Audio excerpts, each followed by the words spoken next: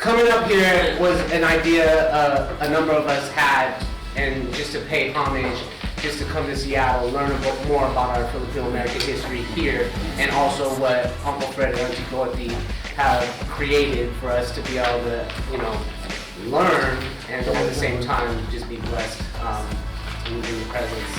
And so we just reached out to the network, to our own networks, and a number of us are Fonz members from different chapters, and decided, like, let's go. And it was just an idea to come up here just to visit, and then it turned into a whole other project. So we went on a tour, historical tour with Emily yesterday, and then we did hikes on Thursday, and then today we're here to definitely help. We did a fundraiser last night at Fillmore for the archives, and then tomorrow we close out because people are going home.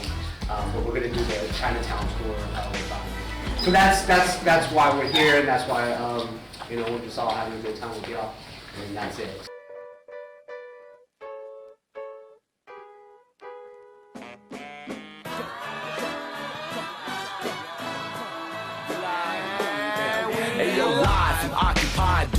Territory where Carlos Bulosan once lived to tell the story of the rain, sweat, glory of Mike Jackson men who fight the destination. Okay, well, welcome to Chateau, or what I call Seattle, but the old timers called it Chateau. That's how they pronounced it. Okay, so welcome. I'm Emily Persicula-Lawson. I'm the National Vice President of the Filipino-American National Historical Society, or FONS. And we're going to lead you today on what we call the Uncle Fred Cordova Fonz historical tour of Filipino-American historical sites. Left the writing on the wall in the halls of the Nippon Con. Others transformed, majority Decepticons, but my conception... We are here at Mount Pleasant Cemetery in Seattle, Washington, the gravesite of the late great writer, author, poet, activist Carlos Bulosan. Who was born in 1914 in the Philippines and died here in Seattle in what's now Harborview Hospital. Back then it was First Sanitarium in 1956.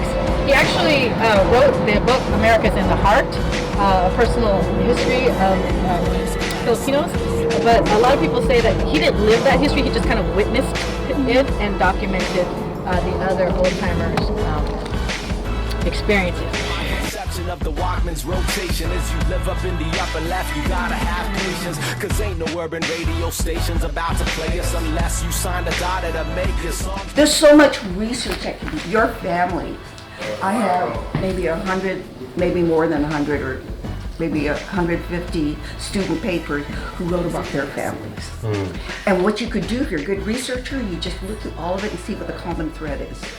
When did your families come? We could break it down. Did your families come early? Did they come late? Not everybody came in the 80s, not everybody came in the 20s, but some families, they're still coming. Yeah. That's the whole thing. While you waiting for the mention in the pages of the stranger, you could find me in the basement making heaters for later. And yes, we all need... When you do collections in your area, everything counts. Because what we really wanted to do, we were trying to tell all the chapters, everybody, you should start your own local archive. Right. And one of the best ways to do is looking at the newspapers. Of course, a lot of newspapers are dead, but you can download things, and that's what I do. The whole premise of FONS is to collect, document, share, and disseminate, pass out the history of Filipinos in the United States. Whether it was yesterday, or 150 years ago, or whenever. A little paper to strive, but the monsters in your town will put a limp in your stride. I exhibit all the time like I'm pimping your ride, and we've been living in conditions we're tired of. Come on, rise up.